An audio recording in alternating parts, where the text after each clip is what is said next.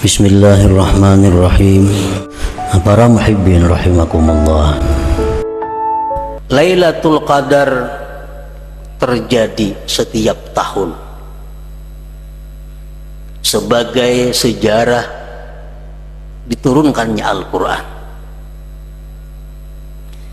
Namun tidak ada kejelasan kapan itu Lailatul Qadar tepatnya. Kapan Allah menurunkan Al-Quran dari Lauhil Mahfuz ke Baitul Izzah itu tepatnya malam apa, bulan apa, sehingga kita mudah untuk menjaganya. Nah, lain hal dengan kitab-kitab yang lain seperti Suhuf Ibrahim diturunkan kepada Nabi Ibrahim pada malam pertama bulan Ramadan, sehingga jelas. Nah, untuk ini Lailatul Qadar Allah sembunyikan. Namun yang jelas menurut beberapa ayat dan hadis Rasulullah SAW bahwa Lailatul Qadar itu terjadinya pada bulan Ramadan. Terjadi pada bulan Ramadan. Dan kalau kita kecilkan lagi, Lailatul Qadar itu terjadinya pada 10 akhir Ramadan. Dikecilkan lagi, menurut kebanyakan para ulama, Lailatul Qadar itu terjadi pada malam yang ganjil-ganjil di antara 10 akhir Ramadan itu. Nah, kenapa hikmahnya Allah menyembunyikan itu Lailatul Qadar? Al-Imam Fakhrur Razi mengatakan dalam tafsir beliau, di antara hikmah kenapa kita tidak diberitahu kejelasan Lailatul Qadar.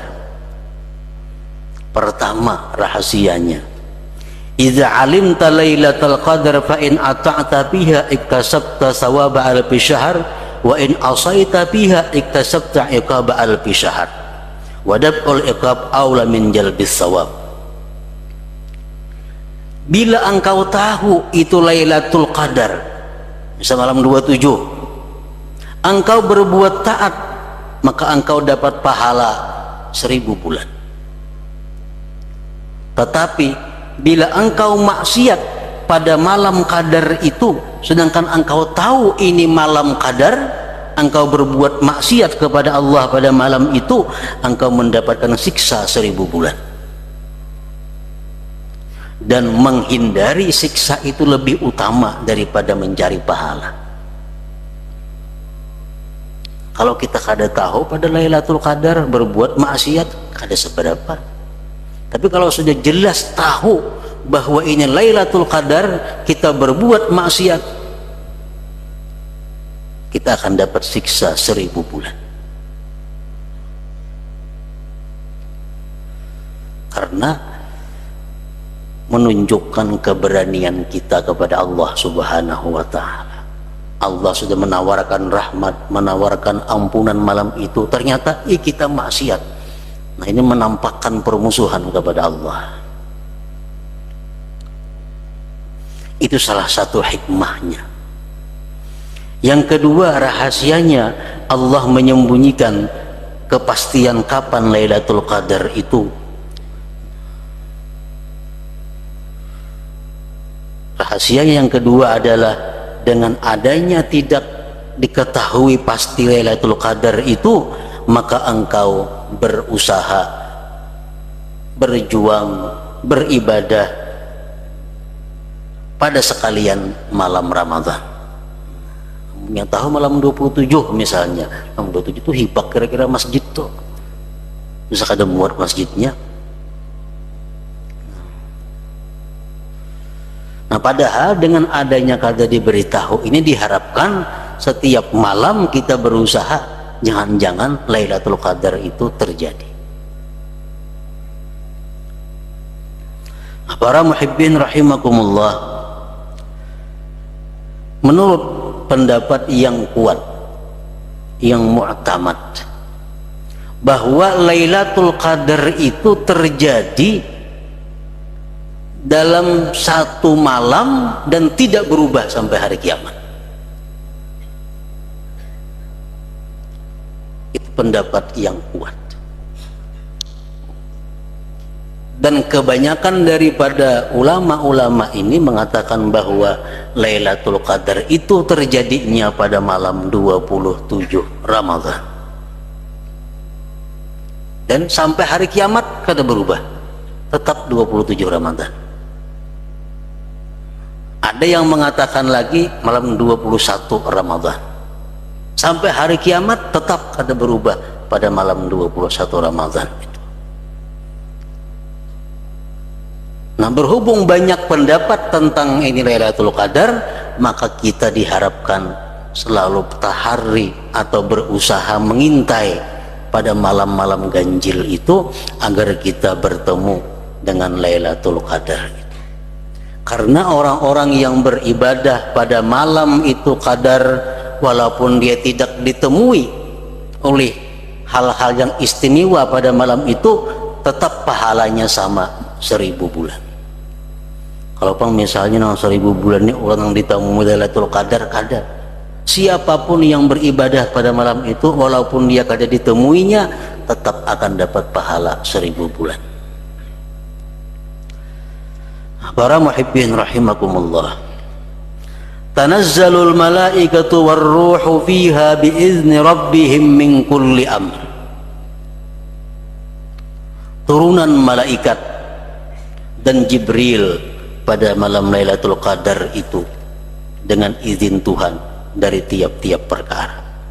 Malaikat dan Jibril turun ke muka bumi untuk melihat bagaimana umat Nabi Muhammad sallallahu alaihi wasallam. Sebab di bumi ini banyak perbuatan-perbuatan taat, banyak ibadah-ibadah yang tidak ada di langit. Jadi para malaikat langit sangat merindukan untuk melihat ibadah-ibadah umat Nabi kita yang tidak ada di langit itu. Kalau kita beribadah di sini berzikir, orang langit harap pada kita berzikir. Kalau kita beribadah sembahyang, orang langit harap pada kita sembahyangnya. Kalau kita membaca Quran, kalau kita membaca selawat, malaikat langit lebih kuat daripada kita. Tapi ada ibadah-ibadah yang dirindukan oleh mereka untuk melihat. Pertama, it'amut ta'am, memberi makan orang. Di langit ada orang baruhan. Ada. Jadi mereka rindu melihat bagaimana umat Nabi Muhammad memberi makan sesamanya.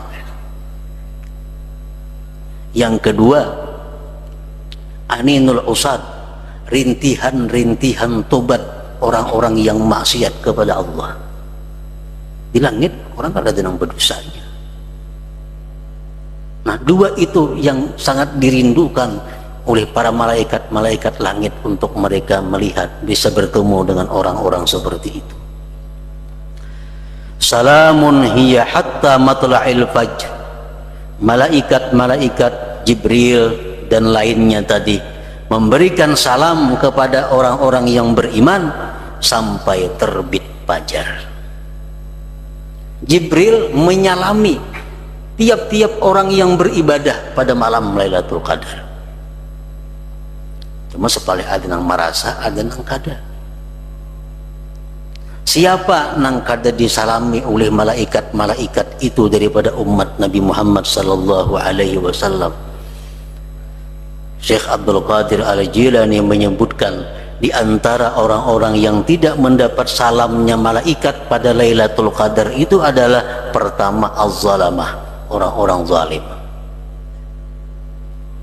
Orang-orang zalim, orang-orang yang menganiaya orang lain, baik menganiaya hartanya atau menganiaya pribadinya atau menganiaya kehormatannya atau menganiaya apa aja. Orang-orang yang zalim bagaimanapun dia beribadah pada malam apapun tidak akan disalami oleh Jibril dan malaikat lain.